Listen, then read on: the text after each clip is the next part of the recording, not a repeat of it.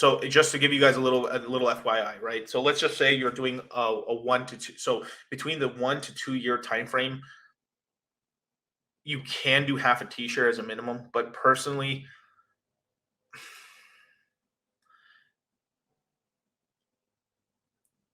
it's basically got to be a t-shirt and up. Just to make sure there's enough profit there. Obviously, if the price of hex just really shoots up, you're fine and stuff. But it's more of just to give you that protection from the gas fees, because obviously if hex goes up and the interest you get paid is what it is, but the price went up more. Like the interest may not even matter as much because the price of the hex went up so much that you're up anyway. So it's profitable anyways, which is cool, and you can use it sort of as a tool to not to sell your hex. So it's pretty useful, but I like to add that extra little. I like to add that extra little bit of cushion there just to protect you. So if you have to stake, some hex between 1 to 2 years, half a t-share, which is basically let's go to this thing. What is that, like 15,000? A little bit less than that, and 12. Yeah, something like 10,000 hex. This would be like the minimum hex I would recommend currently right now to stake. I personally do not recommend anything shorter than a 1 year stake. Like absolutely nothing, unless you have an extraordinarily large amount of hex. I'm talking about 1, 2, 3, 4, 5 million liquid hex, where you can roll them into weeklies or monthlies. That's perfectly fine. If that's your strategy to create income for yourself, that's fine. But for guys that have a lot less smaller stacks, you're better off just sorry, you're just better off kind of doing this amount minimum. Personally, I would just push. If you can swing it, I would do a full t-share or more on the 1 to 2 years. It just gives you more cushion, and then when they come out, and if the hex price is up and stuff, you're in nice good profits. Especially the 2 years a little more, you get a little more better and stuff. But I still it's just to protect you guys. Like a 730, right? That's a 2 year right there. You see how that shot up, right? So let's just say you're trying to go for a full t-shirt, right? So full t-shirt, what is that, like 7,000? That's damn, almost got it on the money. Yeah. There we go. Yeah, it's basically 18,000. Let's just put it 18,000. So it's about 18,000 hex. 365 would be one t-share, right? So let's just say you did the same amount for 730. You get that, basically that little extra right here. That little extra is a nice little extra cushion to make sure that it's 2 years of earning that much, right? Which right now the t-shirt payouts, it's always usually around 6. So you're getting,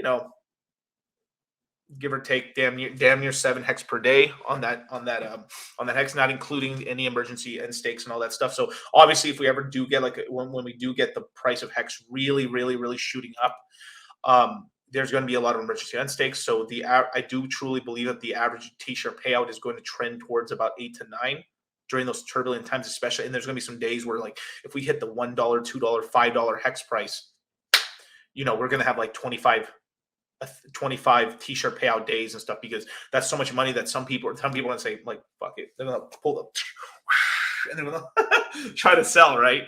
And they're for them doing that, they're leaving an extraordinarily large amount of money on the table, which then gets transferred to the people who don't emergency unstake and kind of planned out their mission of their hex over time. So for something like a 3 to 5 year stake, right? You can definitely this is where you can sort of play. I would say a quarter of a t-share. You're more in the sort of thing, but I would do quarter t-shirt to half a t-shirt being really the minimum at the 3 year mark, right? So if let's just say it's roughly like 1,100 days and stuff like that, and you're trying to go a quarter t-share, what is that, like 7,000?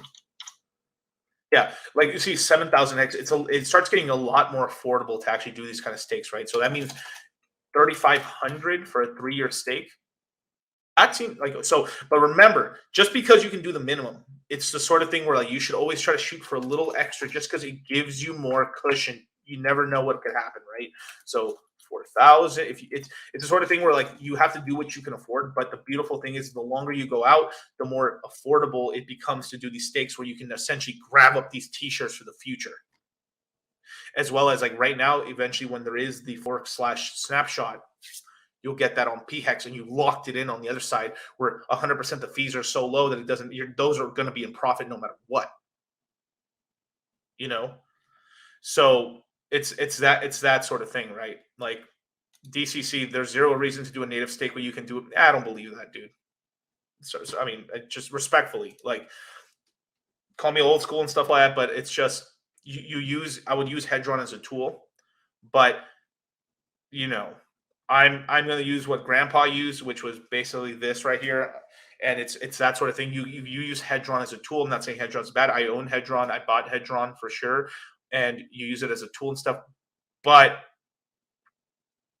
I will always back. I'll always be using ladders as a strategy, for sure, always. Like there's like personally, you guys know me, man. I am a shitcoiner through and through, and I will and I use any new innovations and stuff, and I go into all ecosystems, and I will use anything that's beneficial to me and I can use safely and stuff. I will use, but if I have to tell people the basics of like where to put some of their stuff, they have to like. I'm crazy to not to tell people to make some sort of a ladder first, right?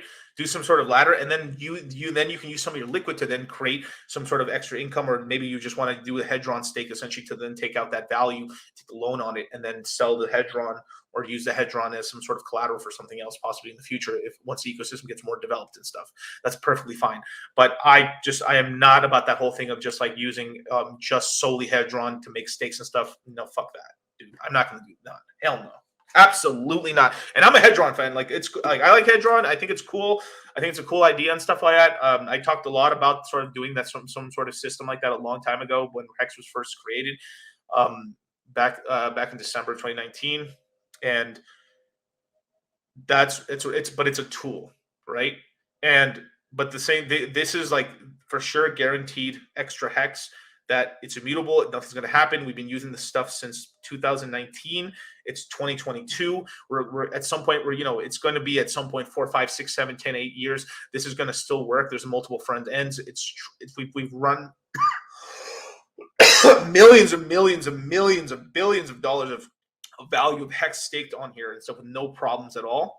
And it's a sort of thing where if I was going to use something like a hedron stake, obviously I would I recommend anyone, if you already have hex stakes, obviously claim your hedron, of course, and then essentially play that sort of game. And I'll be talking about hedron as well. So something like hedron is I'm going to be talking about during the crypto mindset course Q2 during the hex part. So once I talked about the initial sort of stuff, what's going on in terms of price and that, I'm going to talk about a little bit about hedron, and then the afternoon webinar, depending on what we do, whether we do both of them in the afternoon or one in the morning or one in the afternoon, that webinar about Pulse Chain is going to be mostly about the RH coins in the system and sort of the playbook through that, where like the Hex webinar is going to be about Hex staking and all that stuff, as well as price predictions and other ecosystem tokens. We're going to be talking a little bit about, liquid loans as well as Mintra and Hedron, just depending on where they fit, basically,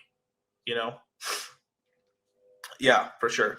But yeah, it's just that sort of thing. I mean, period end of story. Like you're not going to convince me like not to have these sort of like stakes and ladders and stuff like that. And then from there, like because I'm also not in the camp in terms of like the emission. So there's people that tell you to stake all your hex all the time. I don't.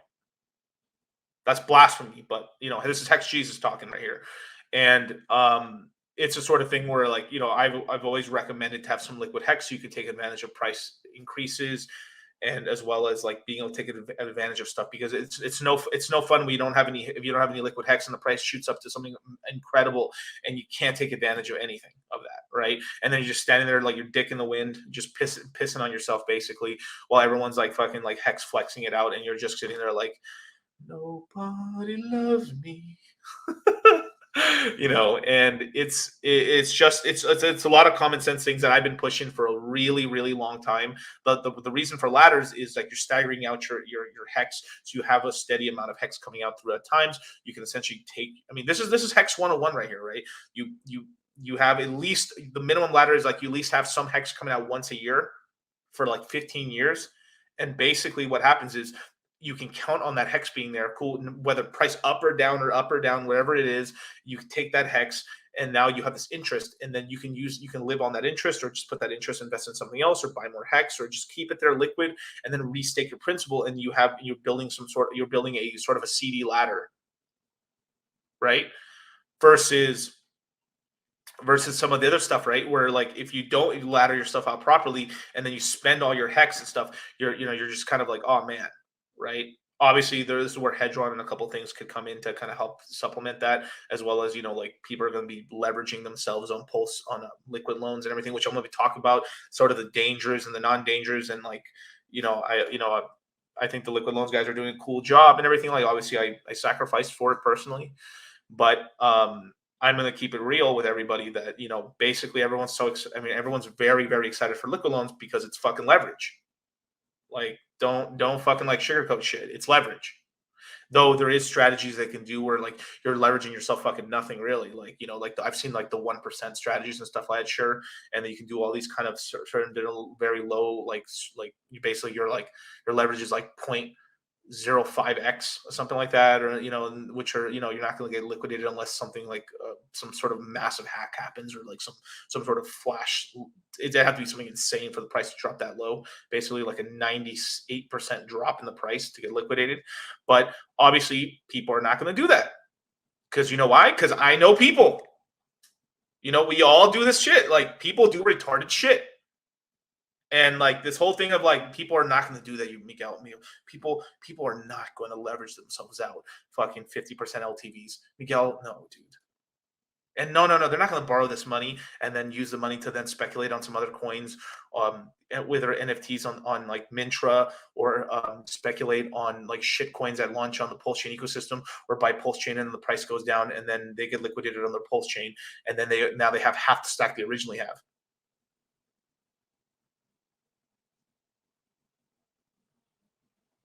Come on, like let's be for real, you know.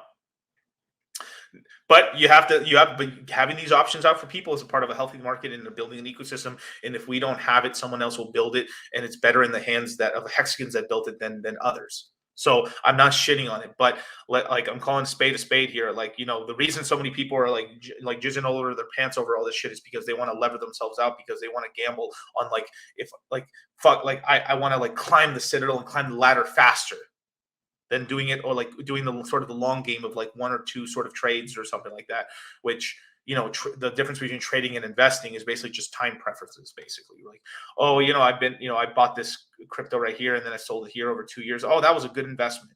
Versus like, oh, I bought this crypto here and I sold it in a month because the price, like, oh, that was a good trade, right? But it's the same shit. It's just time preferences. And also to the point too of like, you didn't get wrecked, right? Everyone talks about like, oh yeah, I did this and this and this and I didn't get destroyed and stuff. God damn, bro, you killed that shit. Yeah, I know, baby, I know it. But then when they do a trade the wrong way, right, silent as a church mouse. So yeah. Let's see. Rough stuff. Let's go on to the fight.